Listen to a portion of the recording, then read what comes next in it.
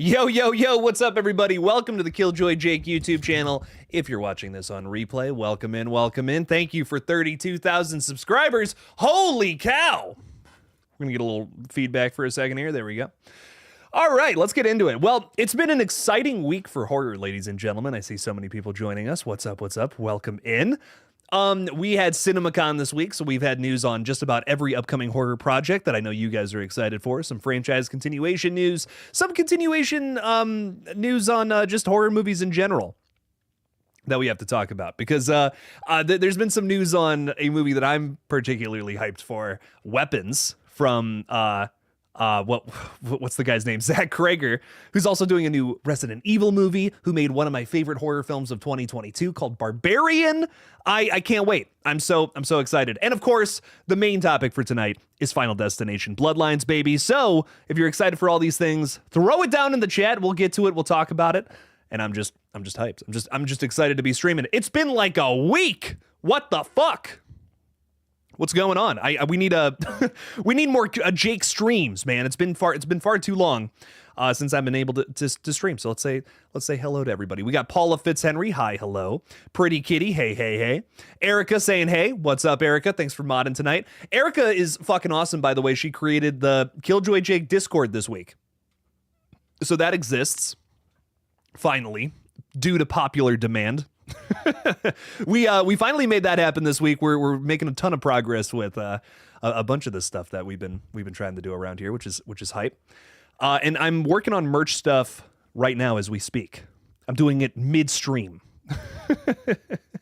But yes, we're making it happen. It's gonna be fun. A lot of cool stuff coming your way. Shadow Breed is saying, I wish the movie was already out. I agree. I can't wait for this one. It is going to be fun. Nothing but good things for me to say personally about Final Destination so far. I'm loving the way that they're marketing this movie. I'm digging the trailers, the marketing. I don't feel like every comment on my CinemaCon video was like, I can't believe they spoiled another death from Final Destination. We haven't seen it yet, though.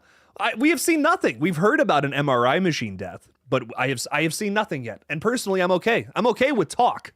Little talk here and there, whatever. It's not a big deal. We haven't actually seen it on the screen yet, so. Hell, I don't even know how it happens. Somehow dude gets in the MRI machine, so we'll see. Billy Boy is saying, what's up, Jake? What song do you want for the end credits in Scream 7?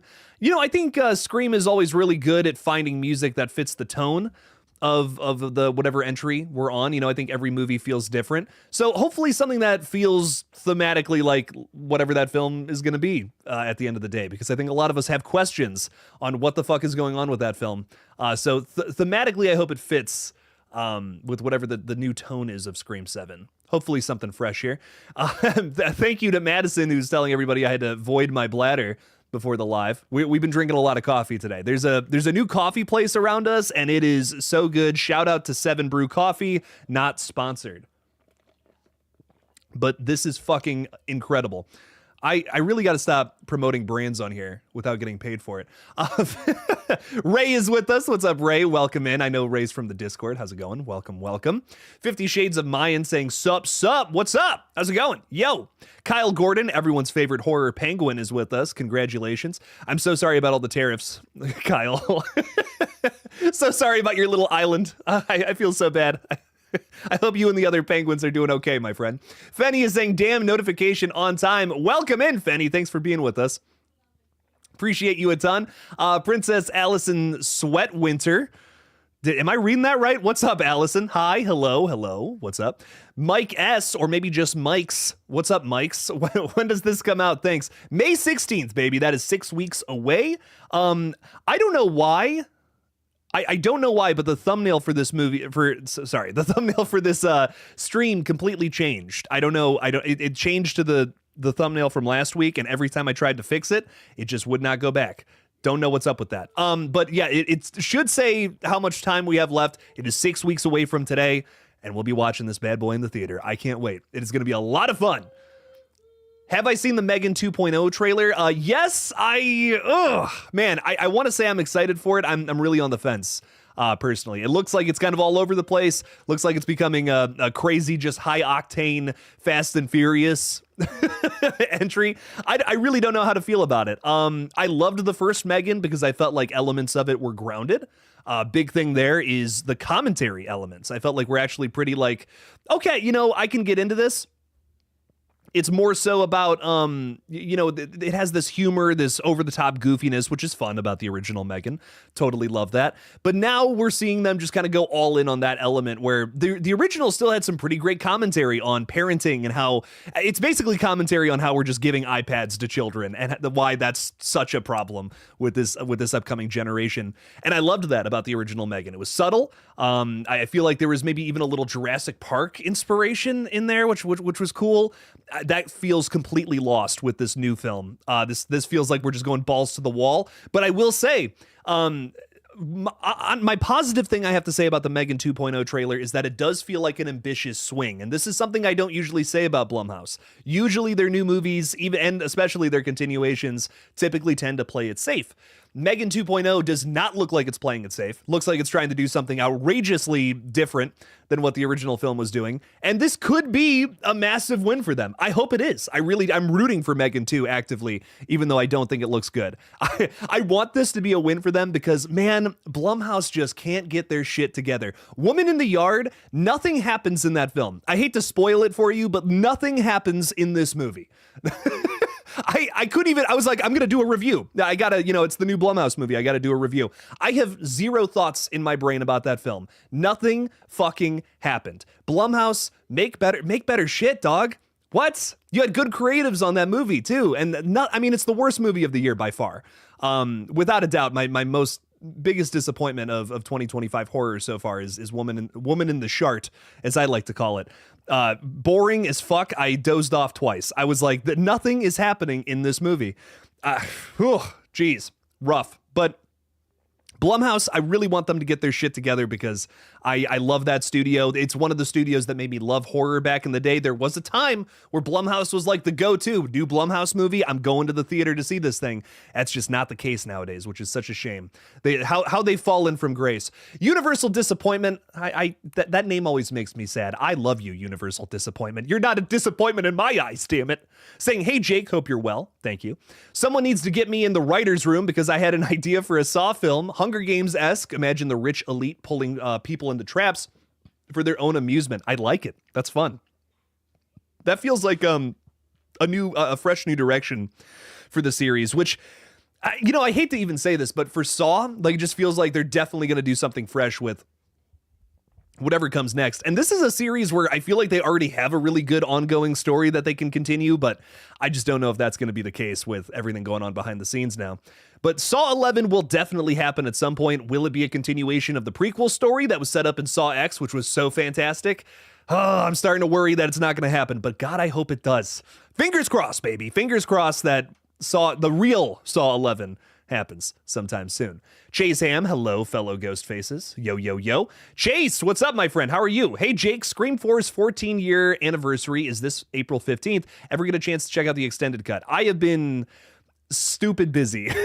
I'm so sorry. Fun fact, if you ever become a YouTuber, my friends out there, tax season is going to be hell. Just so you guys know, just in case you're like, oh, I'm going to go full time on YouTube and this is going to be nothing but fun. It's very fun. It's a very good time. It's stressful, but it's a very good time. The one thing that is never a good time is trying to do your taxes. I've been trying to do it for a month and a half and I need like a million other forms still. And the deadline is coming up here in 12 days. Still freaking out. My federal taxes, done, baby. City taxes, a whole nother story and a whole nother new nightmare, baby. So I have been slammed every single day because of that. Hate to complain, hate to trauma dump on you guys, but oh my God, doing taxes as a YouTuber is one of the most annoying things I have to deal with. So that has been hell lately, Chase, but I promise I'm going to get to your extended cut. It sounds like it's fucking sick. And hopefully I'm able to watch it before April 15th. That would be nice. Maybe I'll watch it on April 15th when my taxes have to be done. That would be sweet. That would be great. I really do want to see this. Want to see what that's all about. Samantha Robinson just got a Candyman review up on her channel. Very nice. Tony Todd, got to respect some Tony Todd action there. We love him. Rest in peace. Very excited to see one more performance from the guy here in Final Destination Bloodlines. I cannot wait to see what they do with the character. Midnight Creature saying hi, hello, hello, hello. Erica's reminding us that Jake is a gaming channel. I do. Wow. Isn't that crazy? I play games. I don't just talk about horror movies. I also play horror games. Go check out GullGotha. Please subscribe. We're trying to get that channel up to 1,000 subs, and we're getting there. We're almost at 700 already, which is pretty fucking cool, considering I think I only have like 20 videos up there, so thank you guys. But let's get to 1,000. Let's make this happen. Go subscribe if you see that link. And hey, if you hate horror video games, if you're like, Jake, that is my least favorite thing, I'm only a horror movie fan, that's totally fine. Just subscribe. Just hit the red button.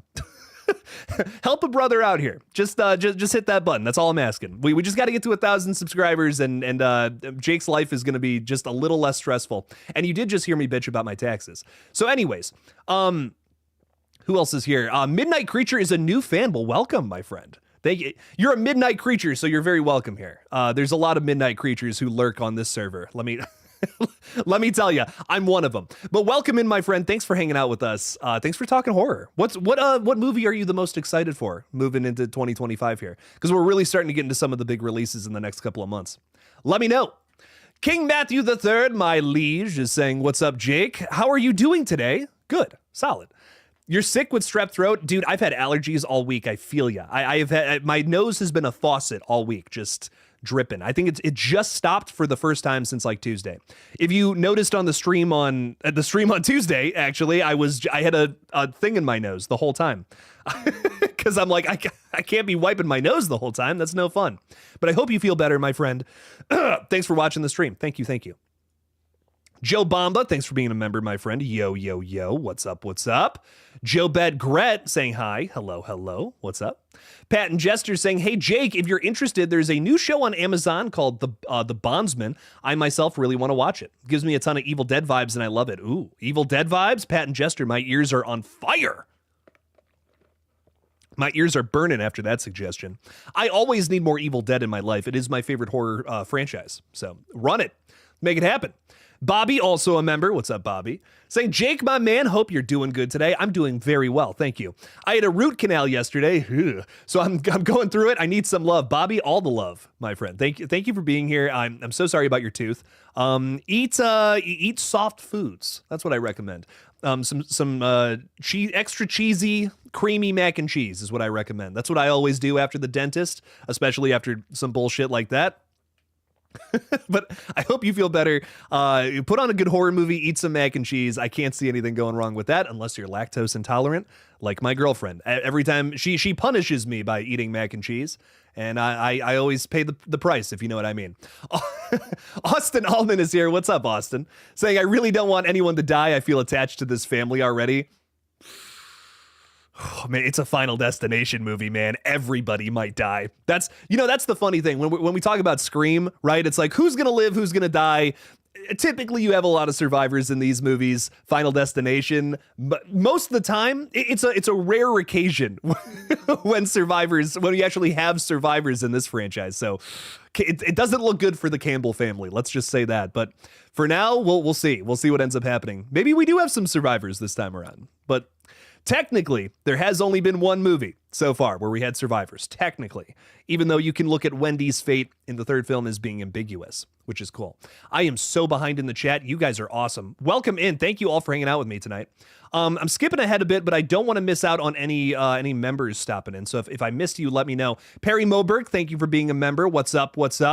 Hello. Scott Royston is joining, giving a big old wave. Hello. What's up, dude? You love 80s video games? I do too. I love old school video games, man. I'm a proud owner of a GameCube, which is a little more 90s and thousands. But we also play like Atari from time to time, like original NES. I'm trying to think like what other consoles we have. We're big retro gaming fans in this household. So we do a ton of those. Definitely play a ton of those in our free time. Jason Carpenter is saying, Jake drinking some beer, watching Companion. Very nice. And then Halloween Ends is my Friday night double feature. That's an interesting double feature. Okay. Companion and Halloween Ends, some modern, I guess modern slashers is, I don't know if I'd call Companion a slasher, but modern fun feeling horror, I think is what I'm going to call that. I'm into it though, Jason. Enjoy, have some fun. Thanks for stopping by the stream. I appreciate you. Kayleen, maybe, saying, what's up, Jake? Megan 2.0 looks so disappointing. I know.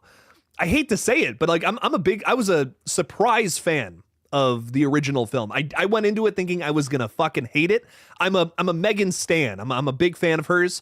And then this new trailer comes out and I'm just like, this looks like a new Fast and Furious movie. What the fuck is going on? But again, I said it at the top of the stream, and I want to say it one more time because I'm really sticking by this. This is a swing for the fences. This could be a really weird surprise hit where a bunch of just weird things come together and works. Or, the other side of this coin where it's just one big disastrous mess of a film that completely loses what was so great about the original. So I'm worried. I am worried about Megan 2, even though I was going into it with a lot of excitement after the first one was such a big surprise. But I don't know. We'll see. We'll see, Kaylin. I'm kind of with you, though. I'm leaning towards I don't know if this one's going to be good, but I want it to be. I want to root for Blumhouse, but they're not really giving me any good reasons to lately, which is a shame. Mr. Rick is saying, just watched Phantasm for the first time. Very nice. Thank you for being a member, my friend. Very interesting. Not a big fan of the first one, but the sequels ain't too bad. I'm on 4, and the actor who played the tall man was great. Mr. Rick, the sequel is my favorite. If you guys have never heard of the Phantasm series, this is a great horror franchise to get into. That's a little more obscure than, the typical franchises we get into on this page. I love Phantasm, but it is a tougher one to get into. It's very it's one of the most prog rock horror franchises, I think. It's just got this very weird vibe to it. That it's definitely not for everybody, but I fucking love it. I think it's sick. The first Phantasm, it's a little slow. That's what I'll say about it. I think it takes a minute before you really get into any of the really cool shit, but the sequel is a little more fast paced. I definitely prefer that one over the first one.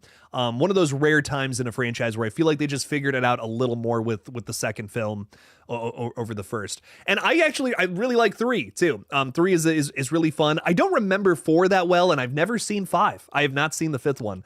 Still, I own all 5 of them, and I have not seen the last one, which is a little more recent than the other 4. I honestly don't remember 4 at all. I'm gonna be honest. I remember 3 as the really cool new character who's badass. I fucking love her. She goes to cons every now and then. Can't think of her name for the life of me, but Phantasm, really interesting franchise. It's about a evil dude from another dimension who has these evil balls. And no, I'm not talking about testicles, baby, but I wish I was. How fucking wild would that franchise be? Damn. No, Phantasm's great. Give it a shot if you want to get into something a little weird. Billy Boy is saying, Jake, thoughts on Texas Chainsaw Massacre 74? It's a classic. I think it's one of my favorites from that time period. It's one of the movies that makes me like the 70s, maybe the best out of any decade for horror. I love the 70s, man. It is such a rebellious time for horror that there really was nothing like it before, in my opinion. You had Hitchcock movies that were pretty brutal for the time, but then the 70s just is fuck it, exploitation, brutal, just absolutely brutal satire and commentary. We're gonna do the most awful shit we can think of and put it on the screen. And I I just love that attitude when it comes to horror. The 70s really just cracks that open, really cracks that whole thing open. We see that more throughout the thousands. I think the thousands kind of gets into that a little bit too. But there's the 70s, there's just something about it. There's something really special about that time period for horror. And I think the Texas Chainsaw Massacre really represents that, maybe the best. I love I think there's some really nice and subtle commentary on the time period as well. There's brutality without really showing too much gore. It's just a really subtle masterpiece that I feel like a lot of people have a different interpretation of because they've only heard things about it, right? Or maybe only seen the 2003 flick, because that movie's gory. The 74 flick, not really. I mean, it's more just about genuine terror. more than cutting people up with a chainsaw, which I think is shocking and surprising when you actually go back and watch it. Still terrifying, still really terrifying. Love it though. Antonis, what's up, my friend? What's up? Welcome in. Thanks for being here. Thanks for being a member. Crispy is saying, I love the vids. Thank you, Crispy. I love your name. I'm a big fan of crispy foods. Let me tell you. Raptor Crasher Incorporated. Yo, what's up, dude? Rewatched the movie Stream yesterday. Love that they included a drunk old man character whose only purpose is to be drunk and confused. Hey, I do too. He's a fun character. I love Stream is so much fun. Oh my God, I loved that film. I got to buy that one. That's maybe my favorite offshoot from the Terrifier people. Like that isn't just like a Terrifier flick. That's probably my favorite one that I've seen from all those guys. I really enjoyed Stream. And speaking of which, if you're a member, you can check out my review of Screamboat right now. I posted that for all members, which is something I don't usually. It just goes out to the Art the Clown tier members who get the video updates, but or video exclusive videos. But this is a bigger movie. I feel like we have a lot of Terrifier fans still hanging around the channel, which is really cool. Want to get that out for members. So give that a watch. Check it out. See what that's all about. Antonis sending in a big old member chat, who's been a member for 3 months, by the way. Very cool. Welcome in. Thank you. You watched, for the first time, you watched the action movie last night called Bullet 1968. Have you seen it before? No, I have not seen Bullet. You know, action movies are... I really have a blind spot with action because I genuinely don't think I've seen an action movie earlier than like Die Hard. Which is probably crazy. Like I've seen that. I can't think of another movie I've seen that's like before that. That's action. I'm gonna be honest. Which that's probably bad, right? That's probably like a major blind spot. I did just watch Monkey Man, which is a really good. Is it action? I think it's probably a little action. It's a little like they have a little commentary on John Wick, which I think is funny.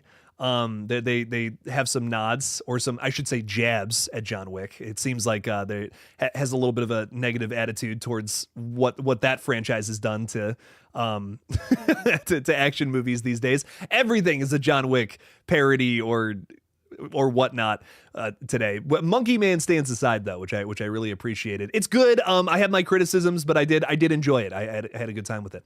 Bullet I have not seen, from 68. I'm gonna have to look into this one, Antonis. Thank you for the recommendation. And for those who don't know, Antonis has also gone through some of the Amityville movies, which is a franchise that I could go on and on and on about. It has some bizarre sequels, including one about a time traveling possessed house. And as horrible as that concept sounds, I actually loved that movie. So you never know. You really never know with these films. And that is a franchise. That's a weird franchise to get into, though. If you want to talk about some weird shit, I love it. Neems is with us saying, hi, Jake, you fucking legend. Neems, you're an even bigger fucking legend. Welcome in. Thanks for hanging out. Thomas Clark is saying, Jake, crazy, but I'm 45 male. Looking forward for Megan 2. Bro, is there something wrong with that? No, there's nothing wrong with that. Enjoy the movies you want to enjoy. Here's my thing about Megan 2. Megan 2 looks more like the movie that I thought Megan 1 was going to be, where it was completely outrageous, nonsensical, ridiculous, and literally for people who spend all day on TikTok and can't focus on a movie. That's what Megan 2, that's my biggest worry about Megan 2, is that they've just like completely leaned into that. They're not going to have the things that actually brought a little bit of sophistication to the original, which honestly is the reason I like it. I think, maybe this is harsh. Maybe this is cynical of me to say, but I think it's easy to make a horror comedy. I think it's easy to make something funny in the space of horror. Can you take the time to write something that gives a little more weight to what you're throwing out there? Anybody can go on screen and have a killer doll run around and have jokes and silliness about it. That you can accomplish, I think, easily. But Megan 2, or I should say the first Megan, has these like little instances of commentary that were so unexpected and really thought out, really well done, subtle. Megan 2, it just feels like all of that is lost now, and we're just leaning completely into the comedy. And I feel like I'm not going to like that as much. Maybe I'll have a good time with it in the theater, but it's one of those things like on repeat viewings, I'll get sick of. I need more than just jokes to come back to a flick personally. I like when I know I tend to, this is something that the chat and I tend to disagree on, but I love when movies make me think about shit or maybe give me a new perspective on something. Yeah? Yeah. Okay. You be careful now. I am live to the internet on with 70 people. So, okay. Okay. Yeah, that's a skirt. Anyways, what else is going on? Mr. Rick is saying I have a theory about Megan 2.0 that she's behind. I should have made a Megan video today. Y'all are so hyped up about that. I love it. Mr. Rick's theory on Megan 2 is that she's behind everything, and when she sings "This is a goofy sequel," all of a sudden it turns back into a horror flick. That would really fit the vibe of Megan, I think, if you want to up the comedy and up the horror and up the you could crank up everything to 11, but I think if you just crank up one element to 11, like just the comedy, you're going to ruin what is so great about this minutia. I mean, that's literally what happened to Happy Death Day 2U, and it's like nowhere near as good as the first one. So I hope that's not what's going on here, but it does have me worried. But I will say there's no way this is not going to be a fun flick to watch, but I'm just someone who I've seen like 1,000 fun horror flicks. I need more than that to be impressed at this point. I don't know. We'll see. We'll see what it ends up being, though. I don't want to judge it too hard before it even comes out, but hopefully it's a good one. Thomas Clark throwing $2 out there. Dude, thank you so much for supporting the page. I really do appreciate it a ton. It's trying times out here. So any support goes a long way, maybe more than ever. Saying that Julie James killed in the new I Know What You Did Last Summer. I wouldn't be surprised if they killed this character. I don't know. I don't think, again, everyone is making comparisons between I Know What You Did Last Summer and Scream. Like they're two rival franchises, like they're Friday the 13th and Nightmare on Elm Street. These are completely different series. The only thing that connects them is that Kevin Williamson had a hand in both. I don't know, man. I just don't think that they're very similar at all. This is a hill I'm going to have to die on here. I think that I don't know if I care as much about the legacy. Well, I do care about the legacy characters. I think that someone like Sidney Prescott, though, for instance, is a little more important to Scream. Well, how do I word this in a way that makes sense? I think they could kill Julie James here because clearly they're not focusing on the tragedy that happened 30 years ago anymore. I don't think it makes sense to do a new I Know What You Did Last Summer that continues the same story going from the original, because it's just such a personal and specific incident. I think it would just make more sense if they were to do a film that's a total reboot of I Know What You Did Last Summer with brand new characters in the modern day, just doing the same thing where it never happened before in the past. But again, I'm thinking that if they want to make this like Scream, they want to have the same success as that. I really think they just I think I would just turn it into a normal slasher is what I would do if you're just trying to capture the same success as Scream. Turn it into don't have the kids run over somebody on the road or whatever. Just be a brand new slasher with a hook hand, and just try to do something else, man. Try to make a slasher in that same universe with the cool setting, with the specific kind of killer. That's what I would try to do if I was the new I Know What You Did Last Summer. So could they kill legacy characters? I would say the only way I would say yes is that if they were trying to do a Scream thing. You know what I mean? And they clearly are. But I don't know. To me, it doesn't make sense to do that with a new I Know What You Did Last Summer. I'm not really getting why they're taking the approach that they are. It seems like it's going to make for a really cheesy flick, which the original one is already pretty cheesy. I would try to get away from that personally if I'm making a new one of these. I think that could be a really serious and fucked up drama if we do it the right way. But man, it's just like we're clearly not trying to step it up from where we were, which I think is a problem. But hey, we'll see. I don't know. I'm really at a loss for I Know What You Did Last Summer. I'm going to be honest. I don't have a suggestion on how you could fix what I'm not loving about it. It's just one of those situations where I think it's just too tough of a franchise to continue in a way that really makes a ton of sense, right? So whatever this movie ends up being, I just hope it's fun. I hope we have some nice callbacks to the original and that maybe fans of the 97 movie really enjoy it. But I don't know. I don't see it being top 10 horror film of the year material, but I think I'm going to have a fun time with it. I will say that. It's a new slasher film. It sounds like it's going to have some really brutal kills. We're hearing about a kill, about one of the new guys is getting like a spear or an arrow through them, and they're getting like dragged across a living room. That sounds fucking crazy. Sounds very Hard Eyes, but it does sound very crazy at the same time. So I hope it's fun. I hope there's some bloody kills and some fun mystery. We also have an actress who I'm a big fan of, Madeline Klein from Outer Banks, is starring in it. So I think that's cool. She's great on that show. Probably one of the best parts, even though I'm very frustrated with her character, as Madison knows. I have lots of frustrations with her character in OBX, but in a good way. Not like who's the character I don't like in Outer Banks season 4? JJ Maybank, the most frustrating character in television show history that I think I've ever seen, and Madison hates me for that because she loves him. Oh man, don't get me started on Outer Banks, man. I'll start going off, but fucking JJ, dude. But yeah, great casting in that department. That's a positive I got to give to I Know What You Did Last Summer, because I think that Madeline Klein, that show Outer Banks, it's basically I Know What You Did Last Summer meets Tomb Raider. Just slap that together, and that's the show that they ended up creating there, and it's really fun. What's up? Uncharted. Yeah, Tomb Raider, Uncharted. It's all very similar. You're going through tombs. What? Here you go. Is that not it? No. Oh, then I don't know. I'm so sorry. You had it last. It was downstairs.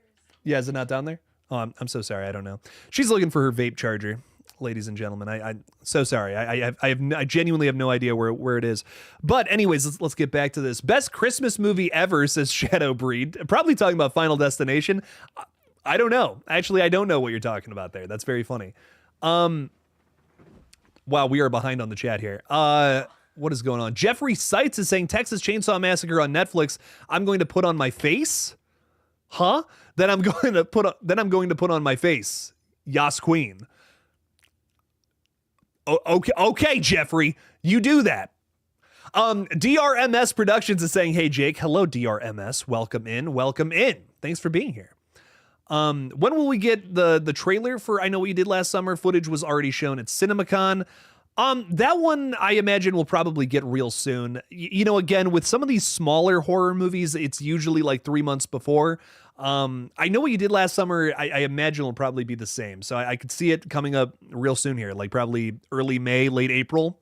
We see that one, because I believe the release date is still July 18th with that movie, which is kind of shocking. They like just wrapped filming for that one. I can't believe they're having it ready to go already. Kinda nuts. Nuttier than a ball sack, let me tell you. Infinite Sky is saying they're remaking The Faculty from '98. They sure are. I'm excited to see what that one's all about. I hope that it's good. I'm excited for a Faculty remake. I still need a continuation to Urban Legend, man. Where is that? We're getting Final Destination. We're getting I Know What You Did Last Summer. I need a new Urban Legend. I'm dying for it. Honestly, if there's any 90s franchise that, again, just like Scream, I think could go on forever, it's that one. That's a really cool concept for a slasher series.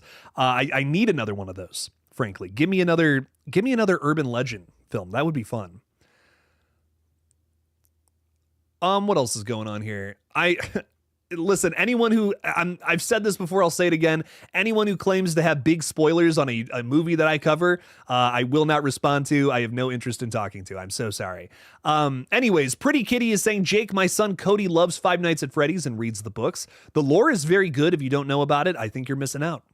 You know, I actually did a deep dive into the lore before the last movie came out. There's a lot to it. It's really interesting. I don't know, you know, for me personally, the movies, I interpreted them more as just like they're for kids, and I get that, you know, that totally understand that. That's the fan base. But, you know, for me at least personally, and you might disagree with this, and that's totally fine, I was terrified by those games the first time I saw them. And the way that they just watered down all the scares in the movie and just made it all about like the Easter egg hunt of, hey, here's a reference to the game, here's another reference to the game the whole time. I just felt like that was a little disappointing. I don't know if they really captured the spirit of the games with that first film. I'm hoping that the second one really improves upon the scares, because that's my draw personally to the franchise. The lore is like a really nice bonus, that there's also a really cool and developed story, but those jump scares are brutal in that original game, man. That's what I remember about Five Nights at Freddy's, and I just didn't really feel that about the film. Again, this is probably an opinion that most moms won't agree with me on, but I really think that Five Nights at Freddy's is here to scare children, and that's what we should be doing with the movies, I think. Which again, I'm definitely in the minority with that one, but I don't know. That to me seems to be the draw, is like kids want to see something that's genuinely scary. Do that. Why are we watering it down so much, man? I don't know. I think that to me is why there's such an appeal for these games, in my opinion. The lore is a cherry on top. Give me more of that in the next movie. I really hope the next one has some genuine scares about it, where the jump scares aren't filmed in a way that makes them less scary. Which you can, I mean, again, from a objective standpoint, you can tell that that was the goal with a lot of the big scares, so to say, in that film. Anyways, AJ is with us, throwing $5 out there. Again, thank you for supporting the page. Really does mean a lot. Saying, with the recent Final Destination scene shown at CinemaCon, I wonder if characters in this one will cheat death multiple times. Ooh, that's a good thing to think about. This is a great question, because they're clearly dealing with different ways to cheat death, which we have learned from that CinemaCon update, which makes me, I have mixed feelings about it, because it basically renders my one theory completely like no way that's going to happen. Excuse me. The one I was talking about the other day, where I said that William Bloodworth's advice, I think, is bad. Like, I think he's specifically giving our characters bad advice, so that they just end up dying. That doesn't seem to be the case anymore. But I also think it makes a little more sense. Because I think that Bloodworth is probably going to be explained as a human character in this universe, who does know something about it, probably a survivor of the tower crash, which is my guess. I don't know. I don't know how I feel about that, because I really like I like keeping that character mysterious. I like it's my theory, I guess. I guess that's why I'm just partial to it. is that he's giving our characters bad advice and putting them in death's way, opposed to actually helping them. That to me is so much more interesting than he was just a survivor of one of these incidents a long time ago. I feel like that's such an easy theory to go down, right? And just give him a backstory. But my other thing about this is a very unique position, because Tony Todd has since passed away, rest in peace.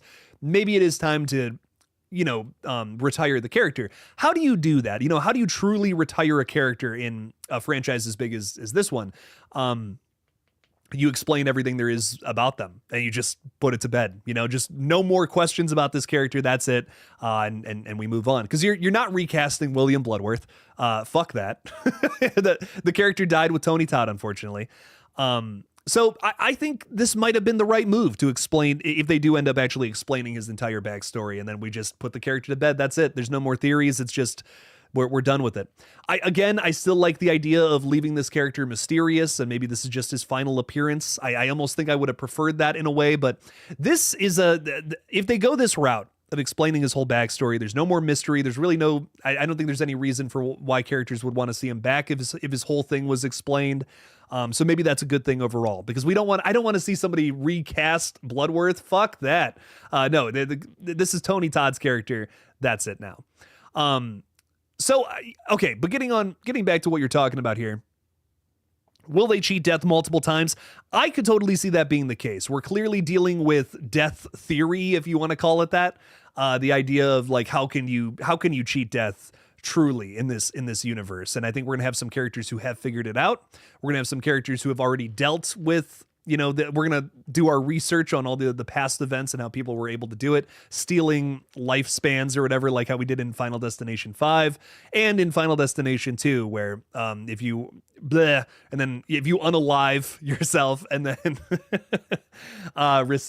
become resuscitated, you will then, of course, cheat death too. So I think that we're probably going to deal with that, and how death is just inevitable. It's going to keep coming for you. You have to just keep cheating it in order to survive. And how long can you really play that off until you just succumb to it? But I don't know. I wonder if this movie does pose a new way to escape things, or if we're just doing like an amalgamation of everything that's come before. Which I don't even know. I don't even know if I would hate that. You know, I don't even know if I would hate that just because it has been so long since we've gotten one of these movies. 2011, man. So maybe this is the right way to refresh the zeitgeist, right? Here's everything we know about this franchise all packed into this one big movie that's a ton of fun and just brings the franchise back for more continuations onward. I don't think that's such a bad idea for the reprise, you know, the franchise coming back to front and center here. So that's probably a good idea for Final Destination 6. I hope that 7 and 8, if they do end up doing them, which they probably will, this movie's going to make a ton of money. I think that's when they start to get a little weird with it and then start really start throwing some new shit out there that may or may not work. But I'm here for it. I'm here for experimentation, especially in later sequels. I think franchises that do the same thing over and over and over again are so fucking boring. So hopefully Final Destination 7 and 8, when those inevitably happen, they start doing some weird shit.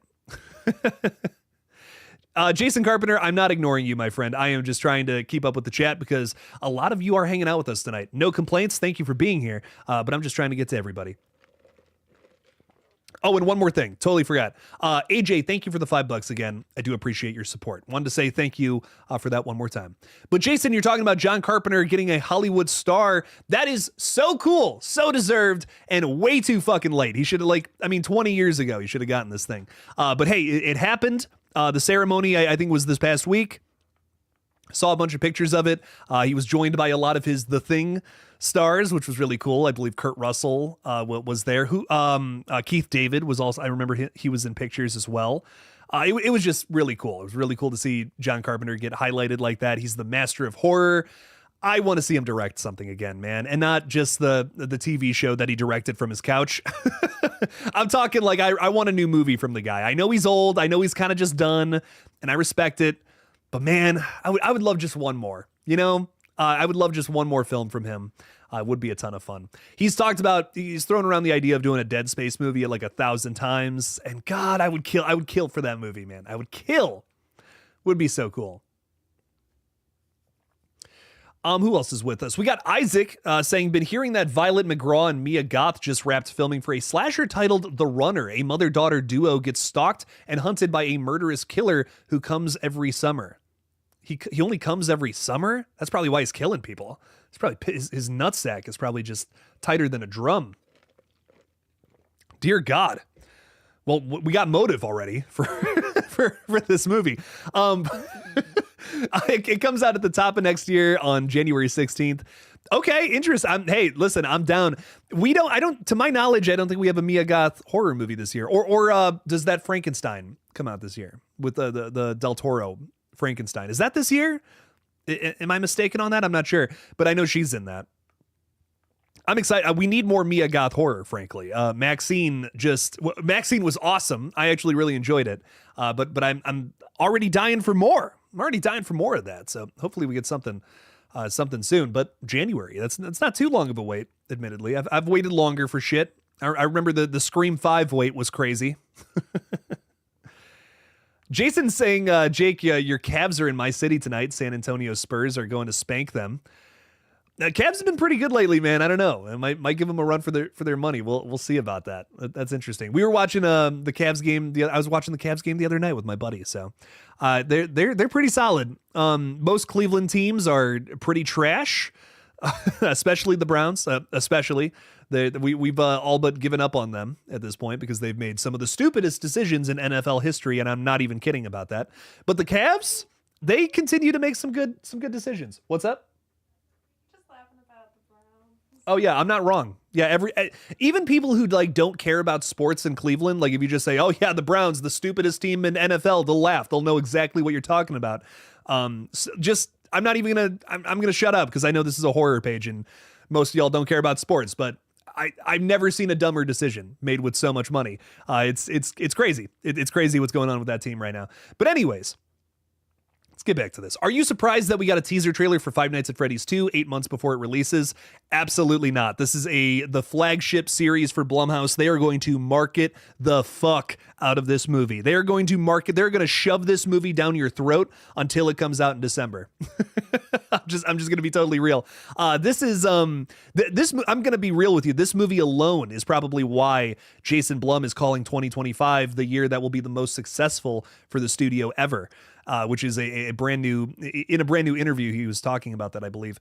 But yeah, listen, man, criticize Five Nights at Freddy's all you want. Is it an Easter egg hunt rather than a film? Absolutely. But it is going to make so much goddamn money. If you thought that first one was big at the box office, this sequel is going to be even bigger. It has a gigantic cast of horror favorites, especially from the younger crowd. We have Skeet Ulrich joining alongside Matthew Lillard, so the Scream folks will be there, which is also a very successful modern franchise. 5 and 6 are some of the highest grossing films in the entire franchise, adjusted for inflation. I know some of the oldies around here like to get angry when I bring that up.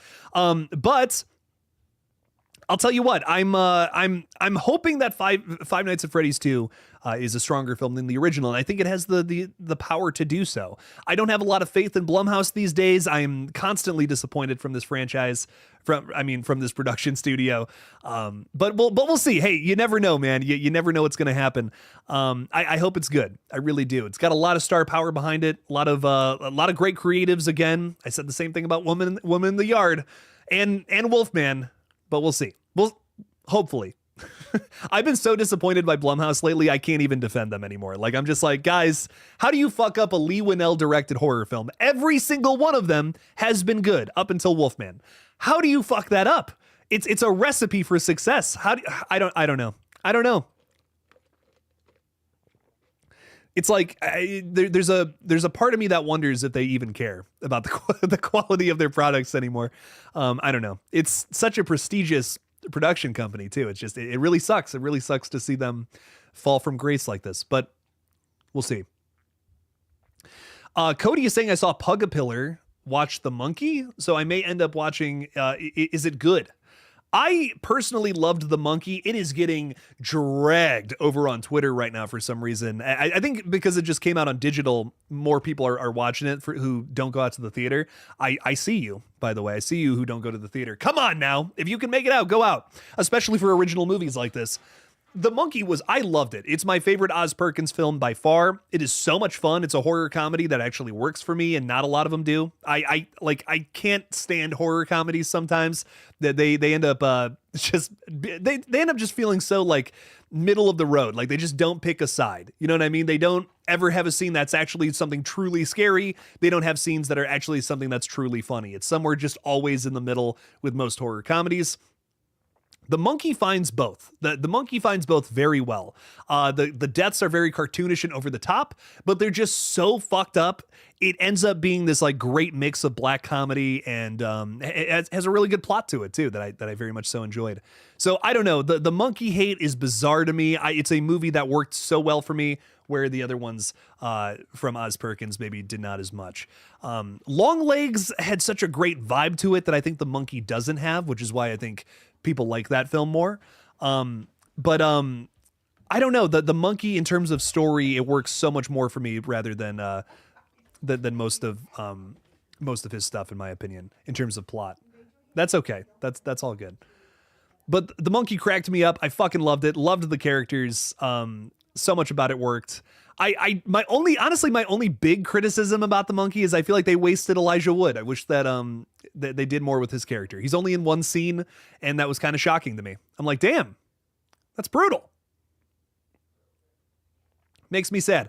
But anyways, Jason is saying, what else is going on? Use my free Cinemark ticket for Death of a Unicorn tomorrow over Lady. Yeah, that's a solid pick there. Woman in the Yard, again, skip it. It's so bad. Death of a Unicorn, though, pretty fun. Again, is it my favorite horror film of all time? Probably not. But I had a good enough time with it where I would recommend seeing it in the theater. Death of a Unicorn, it's odd. It's kind of Jurassic Park with unicorns, which is really interesting. I think that it hits on like the science-y elements of like Jurassic Park that you might really like about that series. I don't think the the CGI was finished for that movie. Honestly, I feel like like maybe it's just me, but when I see a lot of CGI animals, especially in movies and TV nowadays, it just looks like they don't have any weight to them. Like it looks like I'm watching like a 2D animation just run across the screen, and it kind of takes me out of it a little bit. So that's probably my biggest criticism of it, but it is a very fun film. It's got some crazy over the top characters. Will Poulter steals the show. He is fantastic in there. If you can get over the CGI not being the best, I think that you can really enjoy this one. It's got a really solid plot, and just some really just funny over the top deaths too. Kind of gave me the same vibes as The Monkey, honestly. Dark humor, brutal kills that are a little comical, and some really over the top cartoonish characters. So I don't know. I liked it. I had a good time with it. I will say though, just in terms of horror in general this year, I have not been blown away by a film yet this year. I have not seen a movie yet quite this year where I was like, oh my God, that was so good.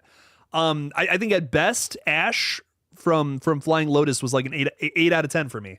I think that's my favorite film of the year so far, which I'm kind of upset by that. I'm not gonna lie. The last 2 years of horror, I was spoiled starting this channel in 2019, because I think there was a lot of good horror from 2019 to 2023, I want to say, but 2024 and this year so far, I've been like, there's been some solid stuff, but nothing that's really just knocked my socks off like in 2022 and 2023. Those have easily been the best years of horror that I've covered on this page, I think, so far. But we'll see. There's a lot of good originals coming up too, that I think are gonna blow some people away. We have Bring Her Back coming up in March, or in May. I mean, the other month that starts with M.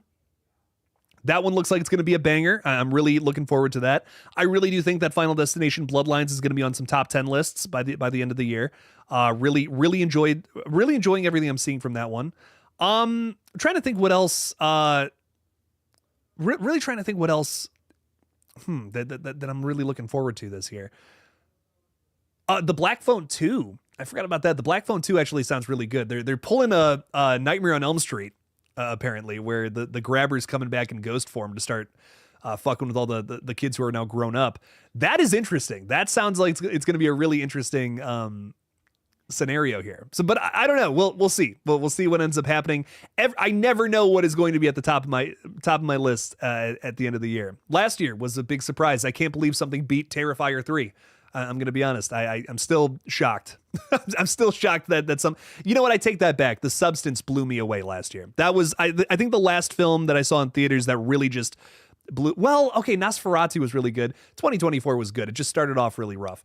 Nosferatu, Terrifier 3, and The Substance blew me away last year. I'll give those 3 movies some props. They deserve a little more love than what I gave them.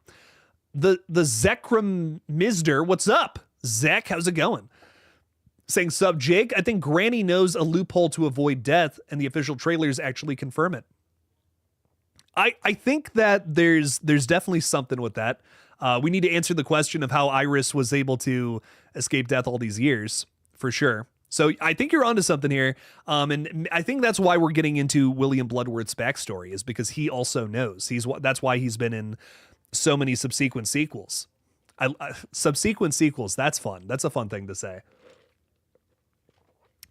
But I think that's going to give some weight to actually explaining his backstory as well, which is going to explain Iris's character a little more.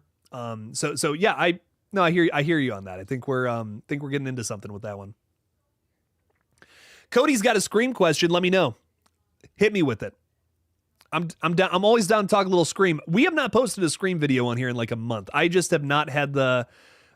Every Scream update I'm hearing is something I have talked about on this page like 100 times, and I'm just kind of just getting sick of repeating myself. I'm waiting for some like fresh information to come out that's something that's like worth making a video about. The last couple Scream updates, for those who might have missed them, has been we've been learning more about how Stu's involvement in this film is going to be greater than we thought. There's supposedly a rumored scene where Stu FaceTimes Sydney. And if it's AI, if it's deep fake technology, that just sounds really goofy and dumb to me. I'm just going to be honest. And maybe if it is Stu, still goofy and dumb to me. Like, what do you mean Ghostface is FaceTiming people? What? I don't know. I just think that's completely takes away the mystique of what a phone call is. You just hear a voice. You don't have a face to attach with it. FaceTime is way more just like, okay, I'm literally talking to somebody on a screen, you know, that there's no, I can't see horror being generated from that versus a phone call where it's a mysterious stranger using a voice changer to cover up who they actually are. I mean, I guess it's deep. It just sounds like it's going to be really silly to me. It sounds like they're trying to do the same thing with FaceTime to make it more modern, but it's going to be really fucking goofy and dumb. But we'll see. Well, I hate judging this book by its cover, but it is really hard not to with Scream 7. We are hearing some bizarre things about this film. And we also have a lot of third-party sources confirming what I was just talking about, too. That is apparently a big thing. That this is going to be a scene in the movie where Sydney accepts a face. Listen, if some killer was trying to FaceTime me, I'd be like, no, sorry, dog. Already having a phone call in the first place is already like, okay, you know, that's one thing, but a FaceTime call, dude, I don't know. We'll see it, man. But I'm not loving it. I'm not loving it so far. Austin Altman is saying Jurassic Park is my favorite movie. Shut up, take my money. Give it a listen. Death of a Unicorn. It is nowhere near as good as Jurassic Park. Let's be real here. I mean, that's a classic. But is it a lot of fun? Is it very inspired? Absolutely. I think that one of the highlights of Death of a Unicorn is there's a chase scene with our characters in this big mansion, and it feels just like that, like the raptor chase in the third act of Jurassic Park, where they're like getting cornered by the raptors and the T-Rex comes in, right? Feels very much so just like that, with everything going on. I think the score, that's something I haven't even talked about yet. The score for Death of a Unicorn was phenomenal, like most A24 movies, of course. But score was great. I have mostly good things to say about it. It stumbles with the pacing and some of the effects at some points, but man, I had a lot of fun with that movie. A much better time with that one than Woman in the Yard, which I saw the same day. Definitely one I recommend going to the theater to see, though. Jason is saying you were blown away by Companion, but I don't really consider it horror. I think it's sci-fi dark comedy. I like Companion. It just feels like a horror comedy version of Ex Machina, a film that I was really blown away by. But I liked Companion. I had a very good time with it. No hate towards Companion. That's towards the top of my list, if I'm being honest, in terms of ranking 2025, like horror movies or just sci-fi movies in general. But I don't know. I didn't walk away from that one being like, oh my God, that was the best thing ever. I was cracking up though at a few. That's probably one of the funniest movies that has come out this year. There's this isn't a spoiler or anything, but one of the jokes in that movie, that there's like this hard cut from a conversation between Jack Quaid and Sophie Thatcher's character. And it just immediately cuts to this like close up shot of Jack Quaid as he's like coming. Can I cumin? He's cumin all over Sophie Thatcher.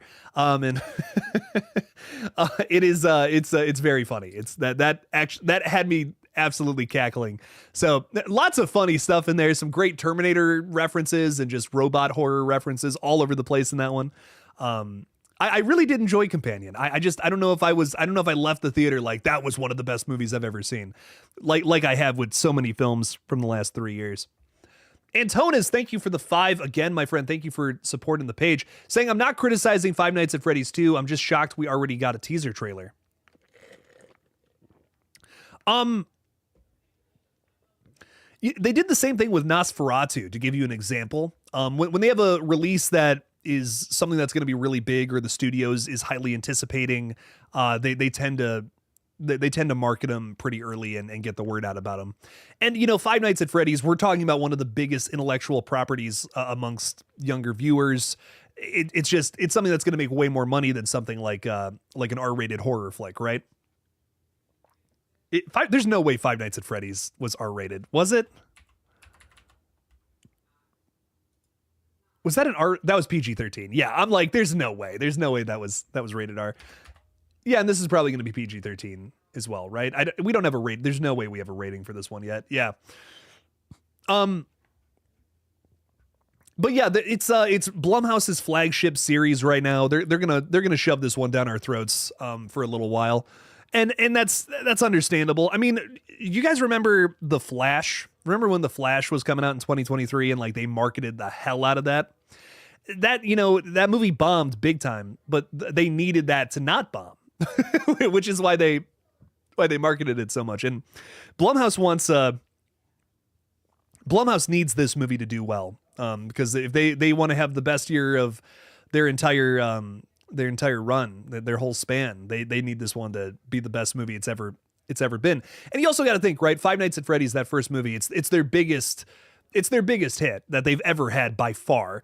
It's ridiculous how much money that first movie made back in 2023. So they want this one to be even bigger. You know, they're thinking, well, this, you know, the success of the first film was awesome, but I think we can actually get it up there even more. So I think that's why they're going to just dump even more money into marketing for an extended period of time, get as many people in the theaters, as many butts and seats as they possibly can, and well, make a bigger paycheck, right? Because I think this IP has that potential versus something like Woman in the Yard, right?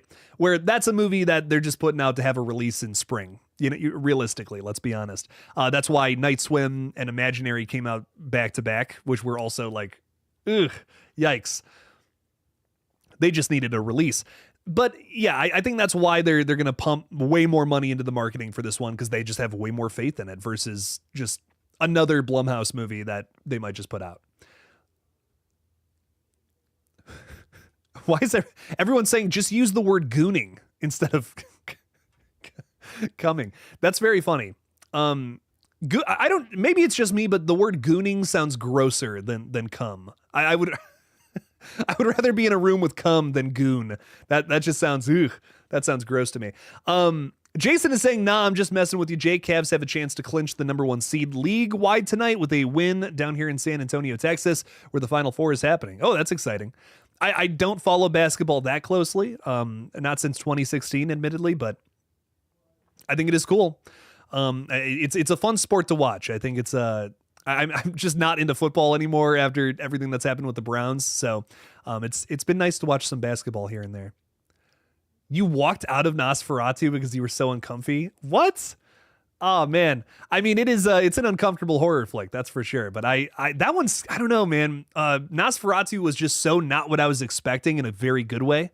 I think that's why I liked it so much. You know, Robert Eggers' style, he's so much more like, he just takes his time, right? He's going to like build something out across multiple hours and then deliver at the end. That's how most of his movies go.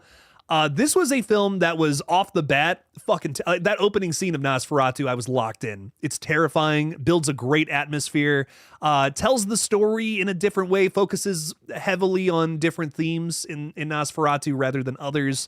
And I enjoyed it. I mean, yes, it's the same story that you've seen probably 1,000 times in a bunch of Nosferatu and Dracula movies, but there are just certain elements to it that are amped up where the other ones are lesser. And I kind of liked that. I kind of liked that about Nosferatu. It's a very sexual movie too. It really focuses on that element, which is it's a smaller part to the original, the idea of sexual repression during that time period. And it's just like, that's basically what the whole movie is about this time around. That's why that meme is so damn funny of the bounce on it. I mean, that's why that's so funny. It's because that movie just focuses so much horny Nosferatu. It's hilarious. It's great. It's ridiculous. And I love it. I think it hits on something that was very relevant during that time period. Again, something Robert Eggers is so fascinated with, shit that was going on in the past versus right now. And I think it's cool. I don't know. I loved that movie. It was really good. Easily made my top 10 list from last year. Talk spooky to me. What's up? How are you? Saying Hard Eyes was good, super easy and funny, but the kills were cool. Hard Eyes was fun. I enjoyed it. I don't think I was blown away by Hard Eyes, but I did. I loved the kills. And I really liked the killer design. I thought that was a lot of fun. I actually, you know, even though I wasn't really blown away by that film, I did really like the rom-com turned slasher elements to it. They bought into that so much that I feel like in a lesser movie, they would have just made that like, okay, that's a silly part of this. But every scene of that film never forgets that this is a rom-com with a slasher in it. It is so focused. That's a big thing about Hard Eyes that I liked a lot. It's a very focused film with what it's trying to do. And I mad respect towards it for that. But brutal kills, really fun characters too. I love seeing Mason Gooding in more things other than just Scream. I think he killed it. Olivia Holt is really good in that movie too. The two leads are They had some really good chemistry, which again, that movie totally relies on. The twist kind of really killed it for me. I'm going to be honest. Hard Eyes' twist is just like, really? Like, yeah, of course it's her. I won't say who, but damn, I was like, yeah. Well, I thought that was the red herring, but I guess not. Anyways, did you know Teo played Junior Wheeler from Chucky 2021? Yes, Joseph. That is the only actor that I recognized in this new, besides Tony Todd, of course, joining Final Destination 6. He, honestly, the only person I recognized when the cast list first got announced. But I don't think these movies, they're not exactly the same thing as Scream, where it's like it relies on big cameos and a lot of star power to really make those movies what they are. You can kind of just do a Final Destination with whoever. I think that's something I've realized going back and rewatching some of those movies again. I will say I think star power aids a lot of those sequels, especially 3. I think I really like 3 because of Mary Elizabeth Winstead leading that cast. She's excellent. I think she really brings a lot to that role that flavors it a little differently than the other films. I think that's honestly why you have such a big, strong love for 3 all these years later, which whenever we bring up Final Destination, that seems to be something a lot of people tend to talk about. Is they're like, oh my God, like Final Destination 3 is so good, so underrated. I agree. I think it's a very underrated entry. Again, I think I have my criticisms of all those movies, but 3, it's a really fun movie to watch. Again, it tries something different with the whole format, even in, number 3, while still kind of going through the same, the same formula of these movies for sure. I'm so sorry, everybody. I got to blow my nose. I feel so, I was trying to go the whole stream without doing it. Oh my God. It is allergy season, baby. Pollen is in the air. That is tree sperm, ladies and gentlemen. Tree spunk, as they call it here in Ohio. They don't call it that here, actually. Jason is saying, rest in peace to Val Kilmer seeing Batman Forever tomorrow night. That is such a bummer, dude. I have been a huge fan of his for the longest time. I believe I saw him first in the Doors movie. He played Jim Morrison, and he kills. I think he gives a really good performance. It's really over the top, and I know the Doors themselves did not like it, did not appreciate it, but it's fun. It's a fun caricature of the rock star that was. But Val, he's such a special performer, and it really is a shame to see him go. But yeah, no, that's really sad. I always forget. Honestly, I always forget that he's Batman because I'm so like the Jim Morrison is the character I associate with him the most. Oddly enough, he's in Heat too, right? Isn't he? He's in that movie, the movie Heat. Does anyone know what I'm talking about? I love this film. It's very good. Yeah, he's in Heat too. Yeah, I own that film. I should watch that. That's a fun one. Really good action crime movie. If you guys have never seen that, it's a really popular movie. But I feel like every time I bring this up, people are like, "What are you talking about? What is the movie Heat?" And I'm like, "It's so good. You got to see Heat." Oh man, that's a must see action crime thriller in my opinion. I really like that one. Talk spooky to me is saying I'm a sucker for Mason Gooding. Hey, fair enough. I am too. He's too damn cute. I can't not root for the guy. Come on now. Willem Dafoe deserves to be feared. That's just a really intense statement. I love that. He does deserve to be feared. He's fucking awesome. I love him. Willem Dafoe is great in everything I've ever seen him in. I've yet to be disappointed by a Willem Dafoe performance. So rock on. Austin Allman's given some love to Final Destination 3, saying it has a severe lack of establishing shots and it irks me so bad for some reason. I guess it does. I didn't even think about that. I really like the characters. I love the kills. The roller coaster death I'm very nostalgic for because I saw it as a young kid, scared the fuck out of me. And I really like the characters. I think, especially after rewatching 4 recently, I'm like, wow, I would kill for literally characters from any of these other movies to be in this film right now. But whew, Final Destination 4, yikes. Final Destination 3, though, it's refreshing to go back to that one, especially after seeing the 4th film and being like, I hate every character on screen here. Please give me somebody else. Lord Almighty. It's bad when the Dick character is like the most interesting character. Like, I hate that about the Final Destination, man. Oh, I gotta blow my nose again. Oh, excuse me. It's getting brutal out here. Man, that pollen, it's kicking my ass today. I have never had allergies as bad as this year. I don't know what it is, but man, for the last like 4 or 5 days, it has been rough. I hope all of you are doing good out there too. If you're like me and you have to like keep one of these up in your nose like this for multiple hours just to stop the faucet, I understand. There's no shame in that. Don't worry about it. What am I even talking about at this point? I am seeing people talk about drinking substances in the chat. Lord almighty. Dovis is saying, when I saw Final Destination 3 when it came out, I didn't like it, but now a decade later, I loved it. You know, I was like pretty lukewarm on it the first time I actually sat down and watched it. Dovis, I will say that, but the more I've come back to it and the more that I go through this franchise, the more I appreciate it. I think I really, especially learning more about director James Wong, his approach towards that film. I think, again, just more reasons to appreciate it. He was absent from the second film, and then he comes back for the third movie to direct it. And he's like, I just didn't love how in Final Destination 2, they try to make all the characters connected to Flight 180 people. He's like, I think it's way scarier if this can just happen to anybody.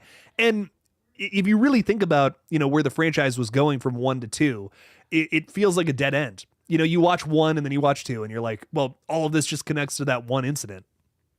How are they going to keep this going? Final Destination 3 says, no, we're going to kick the door open here. And we're going to say this can happen to literally anybody at any time before anything stressful. And that to me is the best way to continue Final Destination. That's scary. That makes me think me going into this movie theater, watching this movie, this can happen to me when I leave. The most effective thing about Final Destination, in my opinion, is that anybody with anxiety is going to hate these films. And that is why I love them. I have the worst anxiety, man. I freak out about the littlest things. If something is going on with the YouTube channel, if I don't get enough views on shit, I'm just like, shit, the whole world is on fire. We need to put it out right now. That's what goes through my brain. And the same shit happens when I'm about to get onto a flight, when I'm about to get onto a roller coaster, when I'm driving on the highway. I mean, it's the perfect franchise for somebody like me who is terrified of living. So as long as they can keep finding that and keep leaning into that idea that premonitions can happen to anybody, and that anything in this world can be a danger, that to me is what the lifeblood of this franchise. That's what's going to keep it going, I think. So I could go on and on and on about that, but I really do love that element to this franchise. Talk spooky to me. You're also from Ohio? Sick. I'm from like the Cleveland area. I've heard it's pretty cool out. Like to me, like the two cool parts of Ohio are like Northeast Ohio, like where I'm at, and like Southwest Ohio. That's where all the action's going on. I'm not going to try to dox you and ask where you're from, but if you want to give me a big city, so it's a little more anonymous, I'm just curious. I'm curious if that's the parts, or if you're in like the weird spots, like Northwest Ohio, where there's Toledo and nothing else. No, I mean, nothing is going on over there. I've been all around this state, and it is like just cornfields and then those 3 cities, and that is it. It is a bizarre state, but I love it. It's a perfect place to set a horror movie, let me tell you.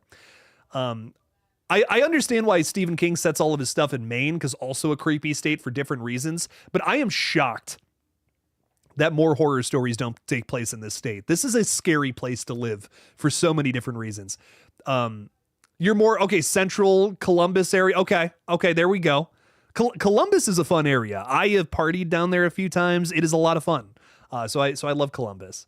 I haven't really spent too much time in Cincinnati, even though I hear they have great chili.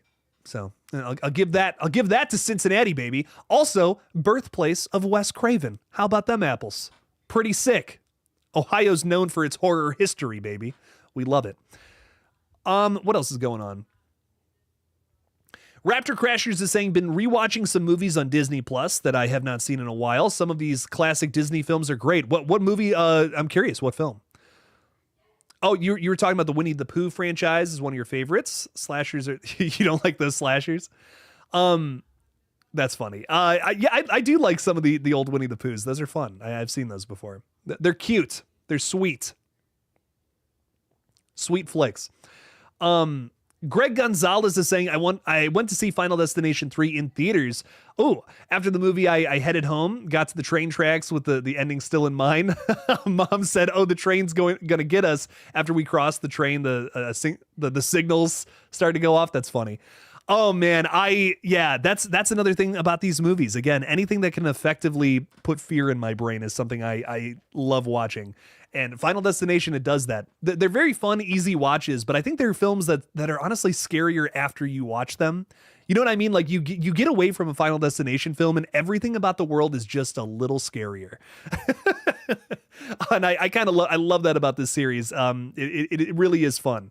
So you're looking at things differently. You're like, well, what if that falls and then hits this other thing and then it knocks me in the head? I gotta move, you know, like the dumbest shit like that. I love this series for doing that. I think that's why it's I think that's why it's still just so relevant and why people are so excited for a new one nowadays is because it really does, it lingers. You know, it's one of those things that even after you're done watching it, you're still a little scared. That is the best horror in my opinion. Patton Jester is saying, I just watched the first episode of The Bondsman and I thought it was really good. Sucks I can't watch more of it because I don't have an Amazon Prime subscription. Check it out and tell me how it is. I'll look into that. The Bondsman. You were talking about that earlier. I steal my girlfriend's Amazon Prime. we're moving in together, so I feel like that's not the worst thing. But I've been watching I was just watching something on there, some movie that was really good. I totally Dead Birds. Really, really interesting horror Western from Simon Barrett. That name might sound familiar to you if you're a fan of the VHS franchise, who he was one of the many architects of. But that's a hidden gem. Let me tell you, if you've never heard of Dead Birds, oh my God, it's on Amazon Prime. Really good, really a completely unknown film from him that I thought was really excellent. It's clearly a little low budget, but man, it's done well. It's terrifying in my opinion. Really solid watch. Cody's got a peace out. Thanks for being with us. Appreciate you a ton, my friend. You love Fantasia from 1940? That's a great film. That's a gorgeous animation there. Super trippy. That is a great one to watch under the influence, if you know what I mean. Really good film, though. That's a must watch from that catalog. Jason saying, Jake, I'm in love with Sophie Thatcher. Get in line, buddy. You and the rest of us. Oh my God. Yeah, no, Sophie Thatcher. Sophie's amazing, man. I feel like every movie I have seen with her is better than the last. Like, I think I first saw her in Boogeyman from 2023, and I was like, that was okay. It was whatever. But then I saw her in Heretics, and I'm like, okay, shit. Sophie's giving a pretty good performance here. And then, of course, Companion, where she's just eating it. It's awesome. It's great stuff. How are you? Oh, all this talking. I needed a little back rub. No, I'm just kidding. Oh, shit. Get spit all over my back. That's how I like my massages. No. She's sickened by me, ladies and gentlemen. Lord Almighty. Ian Stratton saying, "What is it? How's it going, my friend? What's up? I see you're excited for some Scary Movie 6. I can't wait for that one. It's going to be fun." Ty Lee is saying, "I liked Dead Birds. We need more horror westerns." I totally agree. Bone Tomahawk is the movie that I go to typically, but I wanted to see more horror westerns, and I found that one, and I'm watching it, and as the credits roll, all these big names from like the 2010s are rolling across the stream. I'm like, this person is in this? That's crazy. Simon Barrett, I think wrote and directed it, if I'm not mistaken. I couldn't believe it. I'm like, all these people I'm huge fans of, and this is a movie from I believe the early thousands that's so good and crazy underrated. I couldn't believe I had never heard of it, but really solid flick that I was pretty blown away by. Really cool stuff there. Do you think that a grocery store death in Final Destination could work? I really think anything that any place that exudes anxiety for people. That's a great place to set a kill in general. We actually, I remember I was reading from whoever the guy was that wrote Final Destination 5. He was in an interview talking about how he struggled to write that script because it was just like so tough to come up with a kill.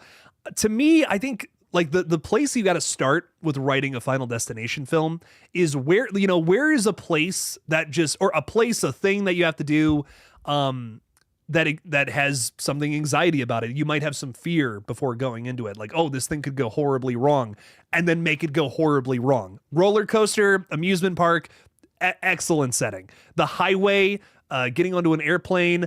That's why, we've had the suggestion of a cruise ship. A lot of people have had that's been brought up a few times on these streams. I couldn't agree more. Like a cruise ship would be a great one to do for a Final Destination opening. Characters about to get on the ship and then someone freaks out. They're like, "We can't get on the ship. It's going to blow up," and then everyone rushes off and it goes and blows up. That is terrifying to me. I think I'm terrified to get on cruise ships. The ocean is the scariest thing on planet Earth, in my opinion. There are a million things that can kill you in the ocean, not just the animals, but also the millions of viruses that are in the ocean that we have no knowledge of because they're so alien and so remote that we can't study them. That's if you want to be scared of something, there we go. There's terrifying things out in the ocean that we probably don't even know about yet. I'm horrified to get on a cruise ship. I'll tell you what. I don't know. I don't think I could do it. I'm far too anxious. But a Final Destination film should definitely set themselves there. That's a great place. I like the grocery store would be like a good like halfway through the film kind of kill because there's definitely ways that you could die there, for sure too. Because I think that's another great way to write a Final Destination kill is just normal mundane places where it's just something awful happens. How would you kill somebody in a grocery store? I'd hit them over the head with a watermelon. You hit them in the head with a watermelon, like their head explodes from a big old nasty watermelon. I like that. Yeah, I'd find that's fun. The hardest watermelon and just.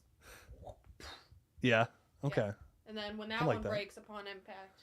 Get another one. Another one. Just this is a one-trick pony kind of kill, but you know what? It's unique, and that's what I like about it.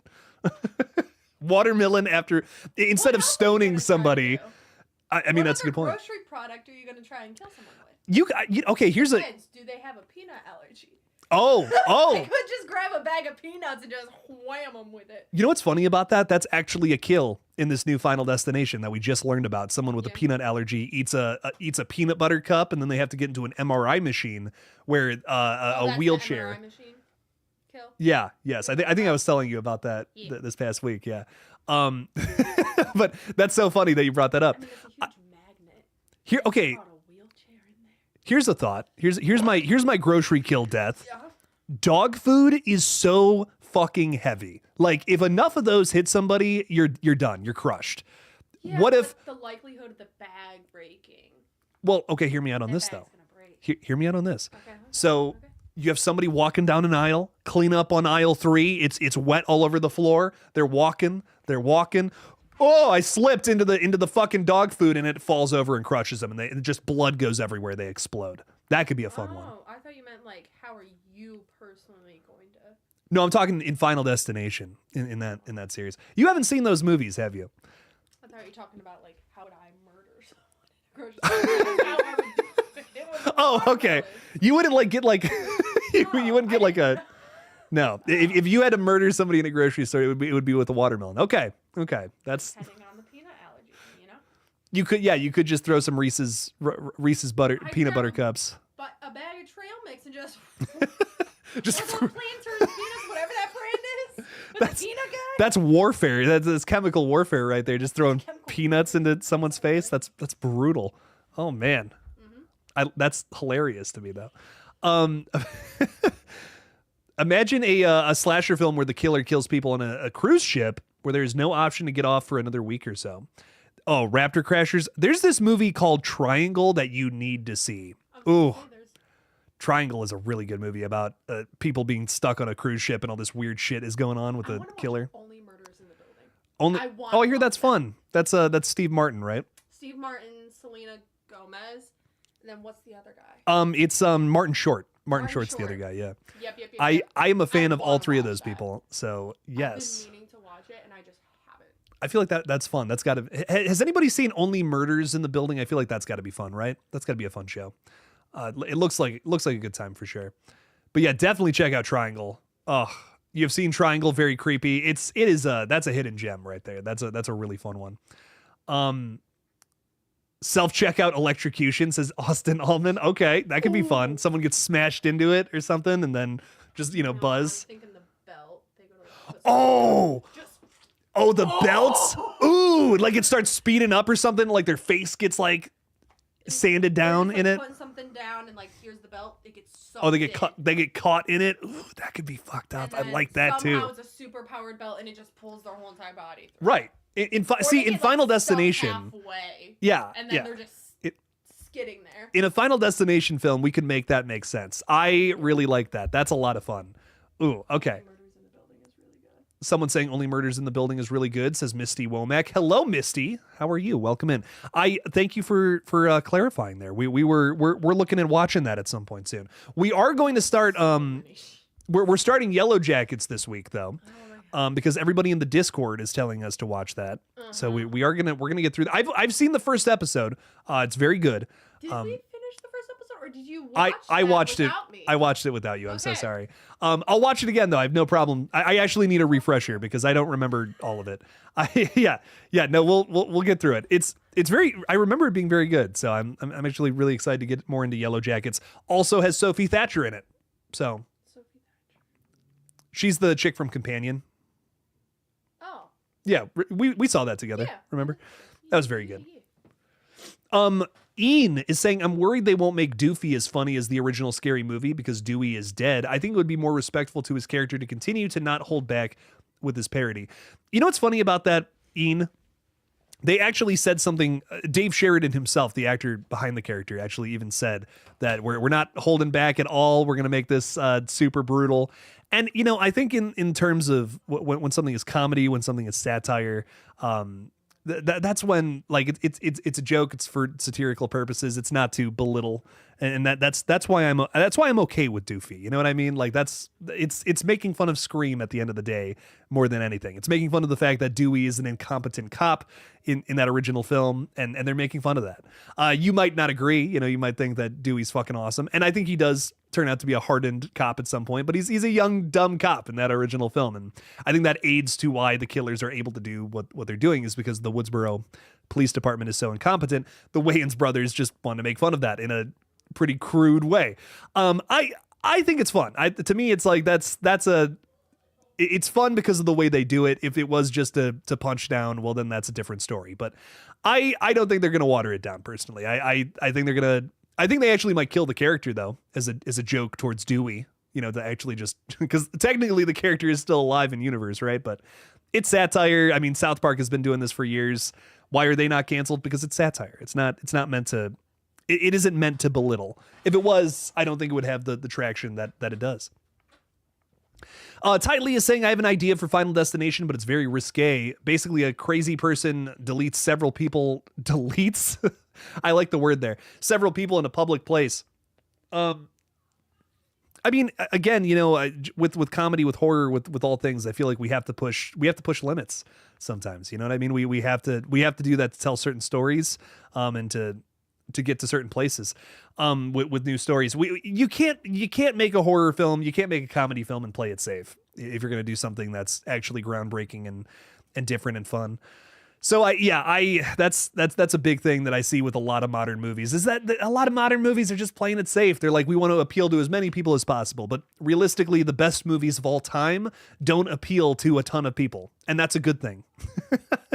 We should just focus on telling a certain story exactly how it should be, opposed to looking at, oh, well, I need to appeal to this group and then, this and that, whatever. Just make a film. Just make a damn film and make it how it should be. I think that's so important. And that's so important to making something making something that is genuinely great and worthwhile for whoever is a fan of it. Jake is gonna love Yellow Jackets. I think I am gonna love Yellow Jackets. I'm excited for it. Oh, Universal Disappointment has a Final Destination kill that should take place in a grocery store. The tall shelves could fall over like dominoes. Someone gets pinned against another shelf and subsequently cut in half. I like that. I was kind of, I'm not gonna lie, that was kind of where I was going with the two about the dog food, because it's like dog food's fucking heavy, man. Like if that fell on somebody, you could crush somebody and they could pop like a tube of toothpaste. That would be fun. So I definitely think that could be cool. They're in the pet aisle and that's the last place they ever go. Samantha Robinson is saying, Jake, who would win in a fight? Megan, Chucky, Tiffany, Annabelle, or Iris? This is a really good question. Chucky like cannot fucking die, so I feel like, and Chucky has technically killed Tiffany before, so I'm gonna go Chucky with this one. I feel like Chucky's probably our strongest thing here. Annabelle gets defeated so fucking easily every single time. So you just put Annabelle behind some glass and she's done for, dude. So Annabelle like definitely at the bottom here. Megan would give Chucky a run for his money, I think. But ultimately, I think Chucky's coming out on top. He's a little more of a seasoned veteran killer. I mean, he literally was a human serial killer at one point, so I think he knows what he's doing.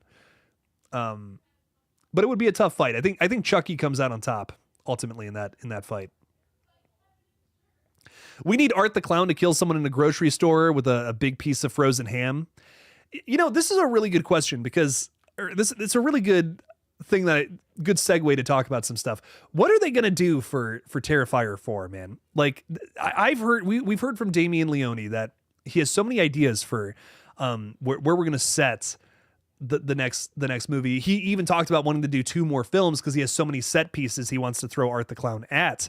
What, where do we go with this? How do we get all these set pieces all into one movie? Will it feel overstuffed? Will we even be complaining in the first place because it's just going to be so much fun anyways? It's a big question. I feel like we definitely have to see Art the Clown killing people in different places, but obviously the plot is probably going to take priority in this next one because I think we have to go to hell. Right, based on what happened at the end of the last movie, we're on a big cliffhanger here, baby. So something. We're gonna see some crazy set pieces, maybe even some supernatural set pieces, opposed to just the mundane. But is it more fun to have mundane set pieces with Art the Clown? Oh, I don't know. We'll see. We'll see what ends up, what the decisions end up being made to make Terrifier 4 what it is. But it does seem like this is gonna be the last one. We're gonna wrap it up here and move on to something else. But I'm loving everything Terrifier so far, and I can't wait to see what happens with the next film. Jake, did you see Mikey Madison on SNL? I did not. I just saw that one clip of was it Morgan Wallen or whatever, just walking off the set for some reason and being a baby. I saw that. That's all I saw. I have actually not seen any of the clips from her performance. I did finally watch Anora, by the way, which is so good. Blew my mind. I am not the sappy love story kind of guy. It's not typically my cup of tea, but I can appreciate a good story when it's done very well. And this is a film that is this is a really well done film. I was pretty blown away. I was engaged. I can get into anything if it's done well, and Anora is a great example of that. I'm a horror guy. I'm a horror and comedy guy through and through, but Anora was fantastic.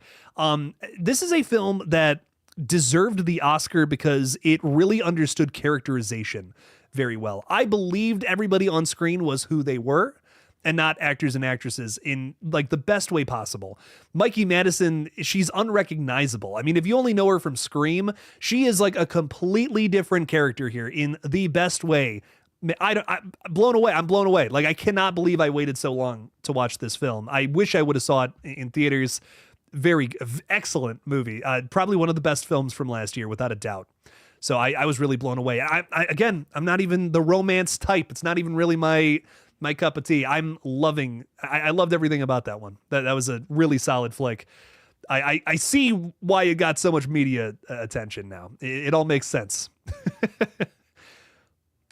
Killer flick there, though. What are your thoughts on Fight Club? I love Fight Club. I think it's a really well done movie. I think it has started a bit of a culture around it that I don't necessarily love from people who I feel have missed the point of that film in a weird way. like a lot of movies, I think, I mean, some people look at Patrick Bateman and they're like, he's an idol, you know, oh, I want to be Patrick Bateman. And it's like, dude, no, you missed the point of this movie if you're idolizing Patrick Bateman. So I feel like it's one of those movies where it's retroactively been misinterpreted. I feel like it's kind of like Starship Troopers to me. So many people are like, oh, we should be rooting for this military that's killing these innocent bugs on this planet. It's like, watch that movie again. Why is there propaganda for our main characters throughout this entire movie, convincing people to join the military? It's almost like maybe they're not the good guys. I love Starship Troopers because it is the most subtle commentary I think I've ever seen in my life, and in a very in-your-face way, which sounds contradictory, but you watch that movie and you realize it's not. I love that film to death. And I'm not going to say who, but I did just see a very popular reviewer talk about how that movie it's so ridiculous and goofy. It's just guys killing bugs on other planet. And I'm like, dude, you watch movies for a living and you didn't get that? Like, oh man, that's brutal. But Starship Troopers, I love that movie to death. But I do feel like, again, people are walking away. Some people are walking away from that movie and being like, oh yeah, this is a good thing that they're eradicating this innocent race of bugs on another planet. Again, you know, there's crucial details in there not to be missed. I love that film. Ian Stratton is saying, FYI to all Scream fans, there have been rumors they kill Sydney in Scream 7. I doubt it. I strongly doubt it. Shadow Breed is saying an interesting theory out there in that movie is that the woman also doesn't exist. I think it might be true. Oh, okay. That's interesting about Fight Club. Okay. I could see that being the case. That's fun. I got to watch it again. I've only ever seen Fight Club once, all the way through. I've started it multiple times. I've only finished it once. And weird scenarios. The first time it was put on at a party, and I was kind of like in and out watching it. And then I actually sat down and watched it myself maybe a couple of years ago. And I was like, damn, David Fincher, man, he's fucking awesome. I've known that for a while now, but I saw Fight Club, I think, is the most recent Fincher movie I've seen, now that I think about it. 7 was my first exposure to him, and Alien 3, but like Alien 3 does not represent him very well, in my opinion. I think movies like 7 and Fight Club, probably some of his best. Zodiac, also very good. He had a movie recently that I heard was really good, and I don't think I ever actually sat down and watched it. I'm trying to remember. Is it David Fincher wait, hang on, before I say this and embarrass myself. Is he the one doing the new, like, that sequel? Yeah, he's doing the Once Upon a Time in Hollywood sequel, which is like a match made in heaven. Are you kidding me? David Fincher directing a script from Tarantino? That's insane. I can't believe that's not a I can't believe that's not a joke. I can't believe that's a real thing that's happening. I thought that was an April Fool's joke when I heard about it at first. Oh, and an underrated one from his catalog, The Game. If you have never seen The Game, highly recommend. You want to talk about a great twist ending? Holy shit. Excellent film, 10 out of 10. Michael Myers is my hero. No rhyme or reason, and I love when him and Corey meet in the sewer. Drum Dum said it best, evil has a shelf life. I'm glad you like that. I'm glad you and Drum Dums like that, Jason. I love him so much. Drum Dums is fantastic. I've been watching him for the longest time. I don't typically agree with him on stuff, but I do love his take on movies. He's so excited, and he loves horror movies so much. I love that guy so much. He's great. Lee, I'm proud to call Lee a friend. I think he's a great dude. I love his channel too. Very, very inspirational. There wouldn't be a lot of these modern horror channels without him. So he doesn't. Sometimes I feel like he doesn't get his flowers, but he's a great reviewer. Really love his page. Samantha is saying, Jake, Final Destination movie idea, a Final Destination revolving around TikTok challenges. You know what? If we want to kill a bunch of TikTok stars in a fictional movie, okay. I mean, I can get into that. Jake should make his own Fight Club. Dear God. The Fight Club book is so weird. I've never read. I actually don't know anything about the Fight Club book. That might be a rabbit hole one of these days. Might have to look into that. Tarantino and Fincher are gonna make me bust. Yeah, no disagreements there. 100%. The Woman in the Yard was great and scary, but it only sucked because of the way they chose to end it. It was pure bull, and they should have just had the supernatural aspect over hallucination garbage. I'm just going to be completely real. I was bored to tears that entire film. I don't know. I feel like the whole plot line about I'm not going to say what was going on with the family. I've seen that done in like 100 horror movies before. It's a film that offers absolutely nothing new. There's not even any like scares. Like, listen, even at its worst, Blumhouse movies usually have a pretty good jump scare. Not one. There's not one in The Woman in the Yard that was like, oh man, not us. There's hardly any even attempts at it. It is just a slow and boring movie, and I got nothing but bad things to say about that one, unfortunately. Even Okwe Okpak-Wasili, who I think is a great performer. I think she's perfect to play a horror villain. That's another big reason why I was going into this one with a positive mindset. They don't even allow her to really do anything cool. I mean, she has like maybe one creepy scene, which is like, okay, you know, that's towards the end. I think there was like a solid spooky moment. That's all I got, which is such a shame. Did not let her breathe, or did not really give her any time to do much, which I think is a true shame, because I think she's such a great performer, but they just keep putting her in bad movies. So I don't know. I wish I was really going into that one thinking, okay, maybe this is Blumhouse ready to turn themselves around, and I was just, man, I was dozing off that entire film. What's your favorite classic horror practical effect scene? Oh, there's so many options, truly. I mean, The Thing comes to mind. The Blob, I think from the 80s is so special. My personal favorite is probably the end of The Fly, when he does the full transformation into the actual monster. That is brutal. Everything about that scene is it has so many different things about it that I love. It's not just terrifying like something like The Thing, but it's also emotional and heart-wrenching. I mean, you know, at first it's this a culmination of his evil plan to, you know, kind of blend everybody into one big fleshy creature, which I hope happens one day in The Fly movie. But when it all goes wrong and he mixes with the telepod and he comes out and he's this like monstrous metal abomination and he puts that shotgun to his forehead, it's tear jerking, man. It's like so sad. And you're watching this insane practical effects showcase. I mean, personally, I can't think of another movie that elicits a similar emotion. It is such a unique ending to a horror film that is tragic, brutal, awe-inspiring because of what they're able to do with the practical effects and in-camera shit there. I don't know. It is such a unique ending to a horror film. It's why it's my favorite of all time. I've never had a film make me feel the way that the ending of The Fly does. I feel like there's similar emotions to how I am watching like the big kill in The Thing, for instance, where the doctor or whatever gets his arms bitten off, and then you know what I'm talking about. A very famous scene from the Thing.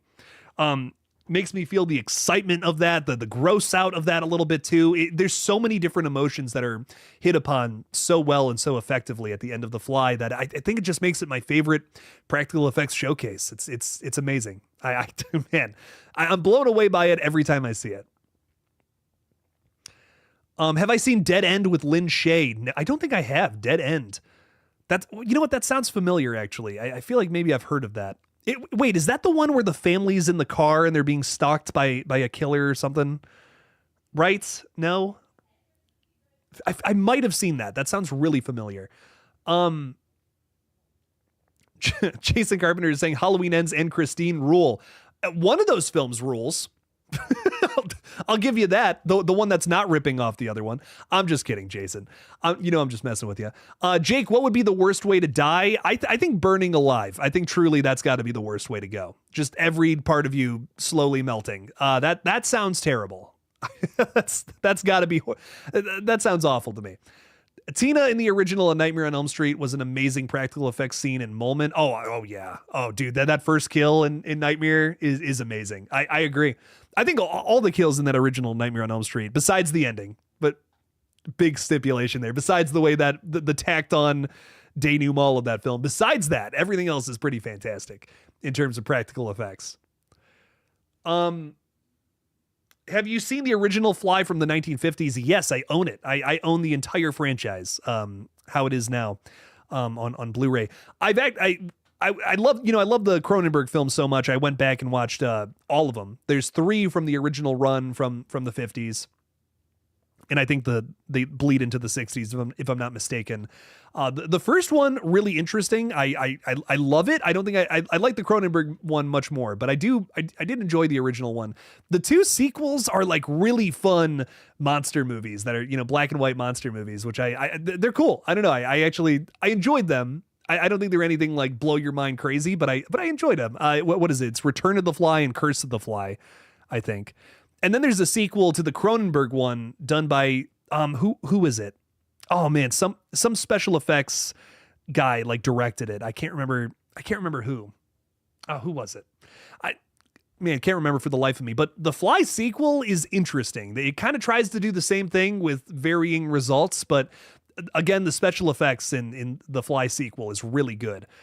So I think it's if you like the Cronenberg movie, it is certainly worth a watch. Don't expect the same quality, but it's fascinating. It's really, really fascinating. Have I seen the Jojo Siwa horror film? Just a copy of Scream 4? No, I have not. I have not seen that. I did not know she was in a horror film. Novocaine is your number 1 movie of 2025 at the moment. Very nice. Cavs are spanking the Spurs. That sounds kind of gross. I'm just saying. Jake, did you watch the Minecraft movie yet? I'm all about supporting movies in the theater. I think that might be one I wait for it to drop on streaming. I saw a clip from it that leaked online, and I'm not impressed. That's all I'm gonna say. It looks rough. But hey, you know what? Maybe Minecraft fans find something really fun about it, and that's great. That's great to find something you love about movies, but yikes. Big yikes with what I've seen for that one. Ladies and gentlemen, I'm losing my voice, so I think I'm going to sign off for the night. But I'm going to try to get back on a good streaming schedule next week. I got crazy busy this week, unfortunately, but I plan on reviewing.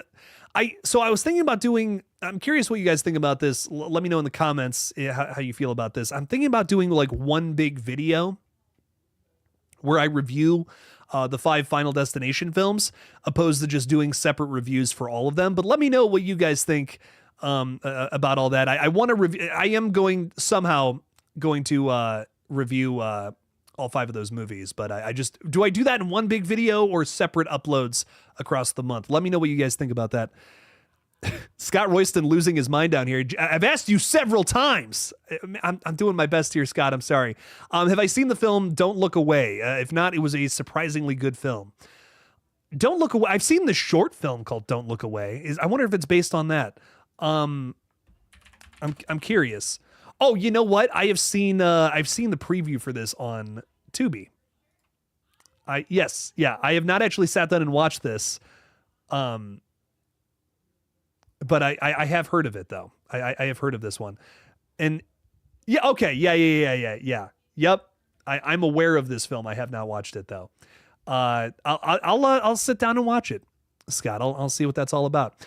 Take it easy. Thank you guys. Thank you all for hanging out. Really do appreciate you guys. Have a nice weekend, and we will see you guys on Monday. So as always, Samantha's voting for one big video for all the Final Destination films. That might be what I do. But so much love to you guys. I will see you next week, hopefully with that big video. And as always, don't forget to kill it out there, y'all. Peace out.